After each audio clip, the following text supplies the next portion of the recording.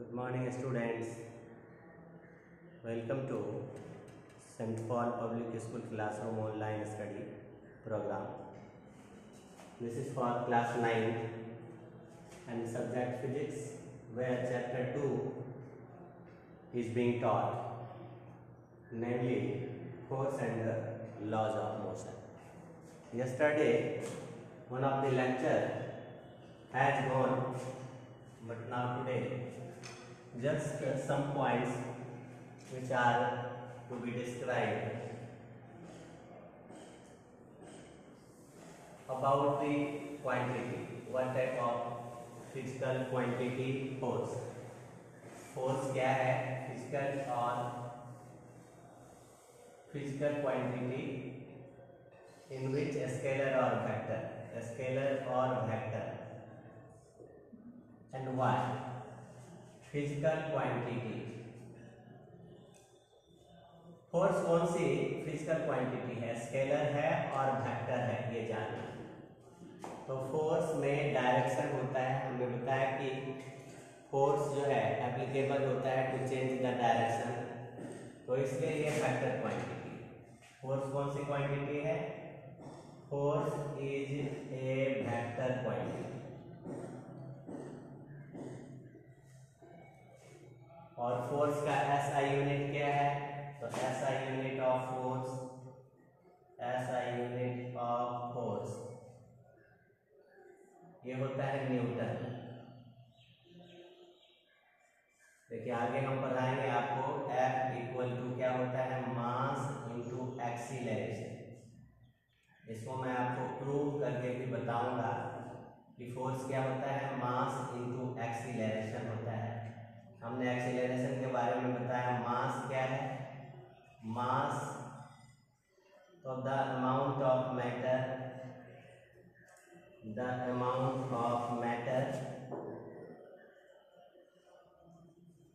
Contained in a body, okay, called मास। ऐसा unit mass का क्या होता है? ये मैंने बताया ही है, SI यूनिट किलोग्राम। बट जब मेंशन और इसका क्या होता है? Acceleration that is A equal to V minus U by T। ये change in velocity by change in time, तो change in velocity meter per second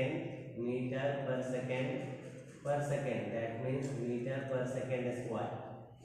तो इसका न्यूटन का 1 न्यूटन को हम दूसरे किस नाम से आप जानोगे? 1 kilogram metre per second square. आप ये भी जान करते हैं। ये तो ऐसा यूनिट हुआ। अब देखिए सीजीएस सिस्टम में फोर्स का यूनिट, सीजीएस सिस्टम जान लेना है। सीजीएस सिस्टम में फोर्स का यूनिट होता है डायन, ठीक है। और 1 न्यूटन में कितना डायन होता है? 1 न्यूटन में कितने डायन, ये भी मैं बता देता हूं आपको, तो जान लेंगे आप। अब देखिए 1 न्यूटन को 1 kilogram metre per second square आप कर सकते हो। अभी 1 किलोग्राम यानी 10 टू द पावर 3 और 1 मीटर 10 टू द पावर 2 यानी 10 to the power 5, okay, gram centimeter per second square. यही तो है डायन, यही क्या है? डायन। तो 1 newton is equal to how many dyne? 10 to the power 5 डायन।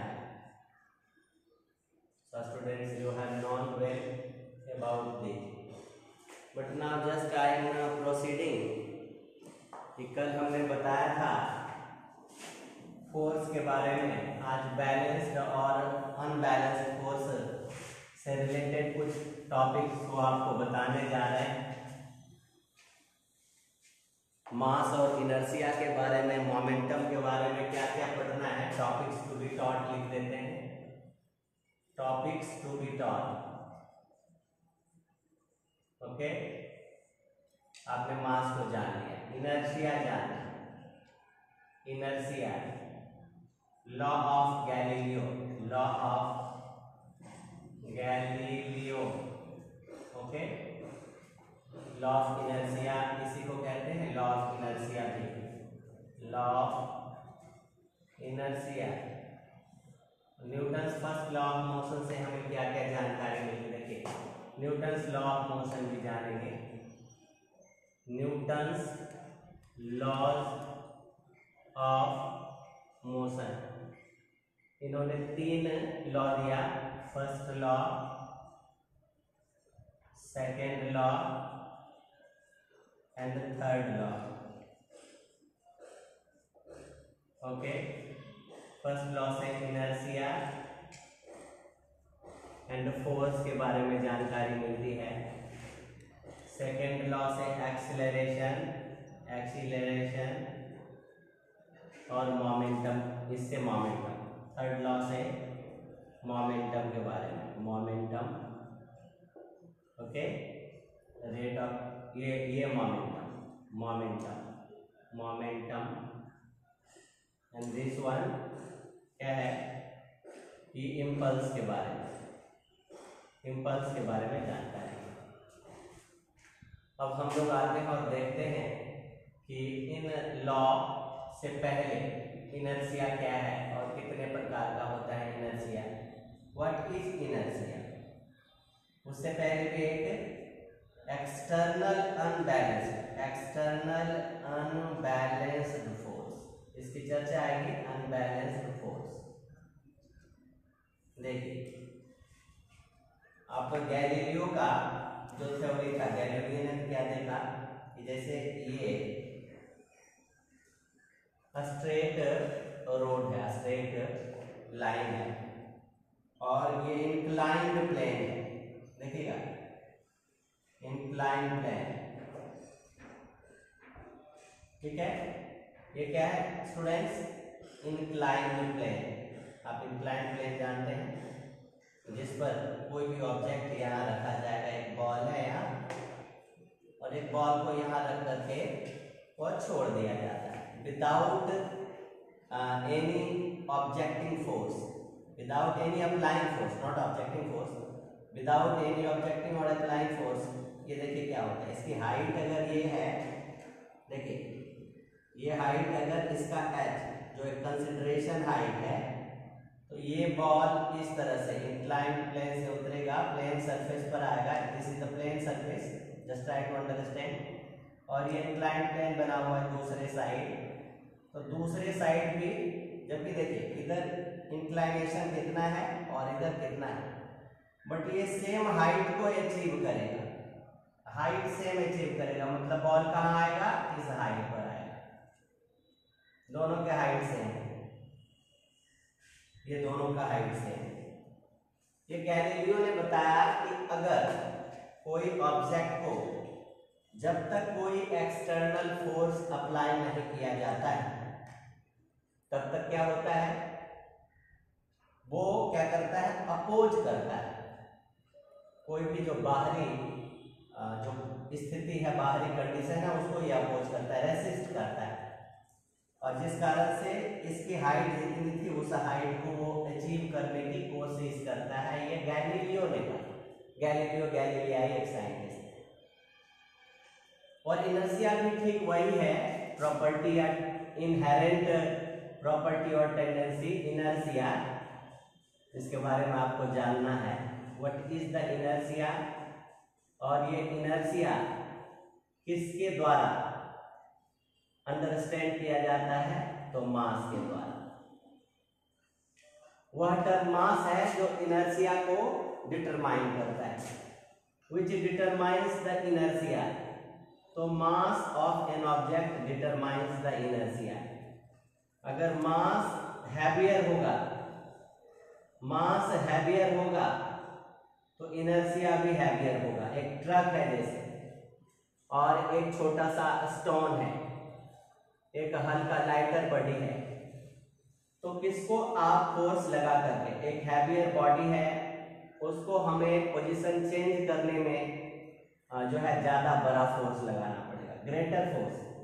So greater the mass greater the inertia and lesser the mass lesser the inertia. That means कि मास इनर्शिया के बहुत करीब है और मास is the measure of inertia.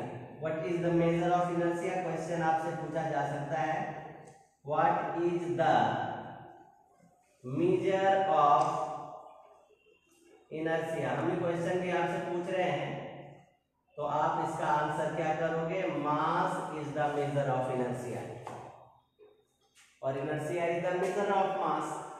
Heavier mass and greater inertia and lesser mass और lighter mass lesser inertia.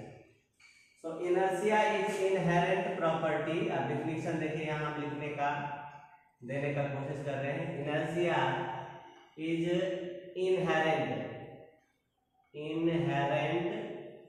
Property और tendency प्रवृत्ति होती है टू रेसिस्ट और to oppose the position, size, shape, everything. Okay, to oppose position, shape, size, motion. Okay, or every condition, you can say every condition, unless and until external force act upon it. Unless and until external force upon, unless oblique until external force act upon it. That means absence of external force। ये कह सकते हो कि कोई भी इस तरह का टेंडेंसी को वो क्या करता है? अपोज करता है, इनर्शिया। अब हमारे पास है कि first law of motion Newton's का क्या है? न्यूटन्स का इससे पहले इनर्शिया कितने प्रकार का होता है? Types of inertia. Types of inertia, there are 3 types of inertia. 1 inertia of rest, inertia of rest. Second inertia of motion. Third inertia of direction. Okay, direction. Inertia 3 प्रकार के होते हैं। एक inertia of rest, inertia of motion, inertia of direction. तो inertia of rest क्या है? It is the tendency of an object due to which a body is at rest and opposes the rest position, opposes to remain at or resist the external force। जब तक इस पर कोई external force नहीं लगेगा तब तक जो है ऑब्जेक्ट जो है वह रेस्ट में है तो रेस्ट में ही रहेगा। और ड्यू टू मोशन जो इनर्शिया है वह हमेशा मोशन में ही रहना चाहती है, अनलेस और अनटिल जब तक एक्सटर्नल फोर्स इस पर काम नहीं करेगा। और ये जिस डायरेक्शन में जा रहा है, अगर स्ट्रेट में जा रहा है तो स्ट्रेट में ही अपने आप को रखती है जब तक कि कोई इस पर एक्सटर्नल फोर्स काम नहीं करता है। Okay, so just I would like to say you the 3 laws of motion। न्यूटन ने दिया 3 लॉ ऑफ मोशन। आते हैं हम लोग 3 laws of motion of Newton का डिस्क्राइब करते हैं 1 by 1।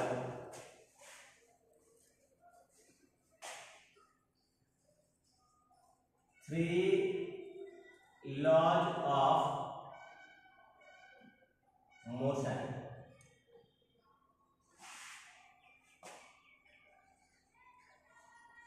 Okay, given by scientist Newton। Scientist Newton, sir Isaac Newton, sir Isaac Newton. Sir Isaac Newton ने 3 नियम दिया related to motion. First law क्या है? फर्स्ट लॉ ये कहता है कि जब कोई भी ऑब्जेक्ट रेस्ट में है या यूनिफॉर्म मोशन में है अलोंग द स्ट्रेट लाइन, तो वो तब तक यूनिफॉर्म मोशन में रहना चाहती है या तब तक रेस्ट में रहना चाहती है जब तक कि कोई इस पर अनबैलेंस्ड एक्सटर्नल अनबैलेंस्ड फोर्स काम ना करे। So just a body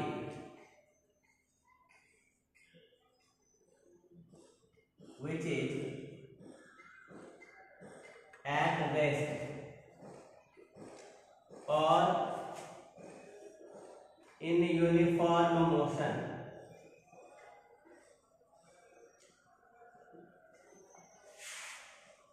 along with the straight line पर वो यूनिफॉर्म मोशन में है स्ट्रेट लाइन। जैसा कि गैलीलियो ने भी बताया था, गैलीलियो ने बताया कि इंक्लाइन प्लेन से जब वो अगर इस तरह कोई दूसरे साइड उसको इंक्लाइन प्लेन नहीं मिलता है और अगर कोई एक्सटर्नल फोर्स काम नहीं करता है तो वो कंटिन्यूअसली मूव करते चला जाएगा। If there is no external unbalanced force applied to this object and it is coming from or it goes down, this ball goes down from the top of the inclined plane and it can never be stopped while it is going along with the straight line unless and until no external force applied on it. So first law of motion जो है given by Newton scientist Sir Isaac Newton, a body which is at rest or in uniform motion along with the straight line maintains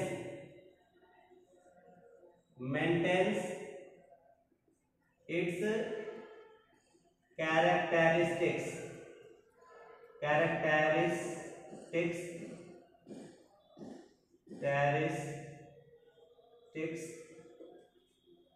unless and until an external unbalanced force act upon it। कोई भी body जो rest में है वो rest में ही रहना चाहती है और अगर यूनिफॉर्म मोशन में है, जैसे ये बॉडी है और ये रेस्ट में है किसी सरफेस पर, जब तक इस पर कोई भी एक्सटर्नल फोर्स अप्लाई नहीं होगा, ये एक्सटर्नल फोर्स अप्लाई नहीं होगा, तब तक ये बॉडी रेस्ट में ही रहेगा। और अगर कोई बॉडी यूनिफॉर्म मोशन में जा रहा है, ये बॉडी यूनिफॉर्म मोशन में जा रहा है, यूनिफॉर्म मोशन है इनका, यूनिफॉर्म मोशन, ये तब तक यूनिफॉर्म मोशन में ही स्ट्रेट लाइन पर जाएगा जब तक कि कोई इनके मोशन को रेसिस्ट नहीं करेगा, कोई फोर्स इनके मोशन को अपोज नहीं करेगा, तब तक ये बॉडी जो है यूनिफॉर्म मोशन में ही रहेगा। It remains at rest or in uniform motion unless and until no external force act upon it. Okay, it maintains its characteristics, means if a body is at rest it remains at rest, or a body is in motion remains in motion along with the straight line if unless or until no external force act upon this body। जब तक इस body पर कोई external बाहरी unbalanced force के बारे में बताया था कि अनबैलेंस्ड फोर्स हुआ है, एक बैलेंस्ड फोर्स होता है और दूसरा अनबैलेंस्ड फोर्स होता है। सो बैलेंस्ड फोर्स चेंज नहीं लाता है। एक बॉडी के ऊपर में बहुत सारा फोर्स लगाया हमने, और if there is no any change that means it is balanced force. और एक अनबैलेंस्ड फोर्स है, इस पर हमने फोर्स लगाया, एक फोर्स लगाया, दो फोर्स लगाया, या कलेक्टिव फोर्स लगाया, और ये इसके शेप, साइज और या किसी भी तरह के पोजीशन को चेंजिंग लाता है, स्पीड को चेंज लाता है, डायरेक्शन को चेंज लाता है, तो वही जो है अनबैलेंस्ड फोर्स कहलाता है। वो भी एक्सटर्नली एक्ट करता है उस पर, तो यह है एक्सटर्नल अनबैलेंस्ड फोर्स। ना देखिए सेकेंड लॉ ऑफ मोशन दिया न्यूटन ने, वह क्या था और है, नॉट था दिया, but it is in present applicable in the environment, in the surrounding. So what second law of Newton, second law of motion tells, second law of motion, second law of motion, Newton second law of motion. Okay, Newton के द्वारा, sir Isaac Newton के second law of motion को आप जानिए क्या। देखिए, जब किसी बॉडी में कोई एक्सटर्नल अनबैलेंस्ड फोर्स काम करता है, this force is external unbalanced force, तो इसमें एक एक्सेलरेशन डेवलप होता है। It is the mass of the body. Body में तो मास होता है, हर एक बॉडी में अपना मास है, चाहे वह स्मॉल मास हो, चाहे लार्जर मास हो, ग्रेटर मास हो, हैवियर हो, बट मास तो होता है। और इस मास पर कोई एक्सटर्नल अनबैलेंस्ड फोर्स जो है एक्ट कर रहा है, तो इसके एक्सेलरेशन प्रोड्यूस होगा, और this acceleration is directly proportional to the force, and this acceleration is inversely proportional to the mass। कैसे? अब जैसे फोर्स लगा रहे, सेमी फोर्स लगा रहा है, ओके, सेमी फोर्स लगा रहा है, तो सेमी फोर्स लगा रहा है तो क्या होगा, inversely proportional to the mass. Okay, inversely proportional to the mass. देखिए, अब एक ट्रक है, मैंने बताया कि एक ट्रक है, अब ट्रक पर वही फोर्स लगा रहा है, यहाँ फोर्स को कांस्टेंट रखिए, और एक्सीलरेशन जो है मास, तब क्या होगा कि मास जो है उसमें वही अगर फोर्स लगेगा, फोर्स वही लगेगा, यहाँ फोर्स कांस्टेंट है, F is constant, okay, and mass तो ऑलवेज कांस्टेंट होता ही है, तो क्या होगा कि एक्सीलरेशन कम हो जाएगा। अगर मास ज्यादा है तो एक्सेलरेशन कम होगा, अगर मास कम है तो एक्सेलरेशन ज्यादा होगा। और जब इसको हम कंबाइन करते हैं, combining this two equation, combining this two equation, तो क्या आएगा, A is sign to proportional F by M। Okay, तो ये हो जाएगा A is equal to K into F by M। Okay, so K F equal to MA। अब देखिए, अगर फोर्स जो है वह 1 न्यूटन का है और मास जो है वह 1 किलोग्राम, एक एक यूनिट में लिया, और A equal to 1 metre per second square है, तो K क्या आएगा, 1 आएगा, 1 यूनिट में आएगा। अब ये वैल्यू अगर इस इक्वेशन में हमने डाल दिया 3 में, okay, putting this values, then we get putting F equal to 1 newton, M 1 kilogram, A 1 metre per second square, and then K equal to 1, okay, K equal to 1, and this K equal to 1 is putting K equal to 1 in equation 3, we get 1 into F equal to MA, so F equal to MA। तो ये हमारा Newton second law of motion से निकलता है कि force equal to mass into acceleration.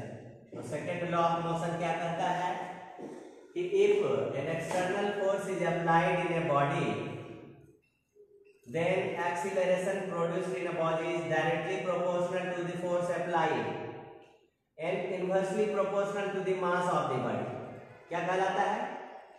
If an external force is applied to an object, then acceleration produced in a body is directly proportional to the force. Force ज्यादा लगेगा तो ज्यादा acceleration, force कम लगाएंगे तो ज्यादा. बट अगर मास ज्यादा रहेगा तो एक्सेलरेशन कम होगा, अगर मास कम रहेगा तो एक्सेलरेशन जो है वह ज्यादा होगा. लाइटर बॉडी पर फोर्स सेम लगाएंगे अगर तो ज्यादा एक्सेलरेशन, ज्यादा तेजी से भागेगा. एक पत्थर के टुकड़े को हम फेंक दिया तेजी से तो क्या है कि बहुत दूर तक जाएगा, और एक बड़ा पत्थर का टुकड़ा फेंका तो उतनी दूरी तक नहीं जाएगा जितनी दूरी तक लाइटर स्टोन जाता है. तो ये था सेकेंड लॉ ऑफ मोशन. ठीक है, इसी से हमें मोमेंटम की भी जानकारी मिलती है. चलिए तो थोड़ा सा मोमेंटम को भी देख लेते हैं. क्या है momentum? What is momentum?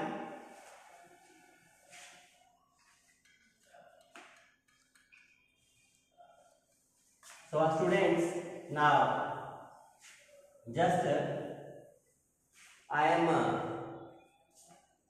cleared the concept up to the Newton's first law of motion and the second law of motion, where I have proved F equal to ma, and I hope you have understood. If any problem, you will write in comment box and I will try to remove your difficulties. Now thanks for watching.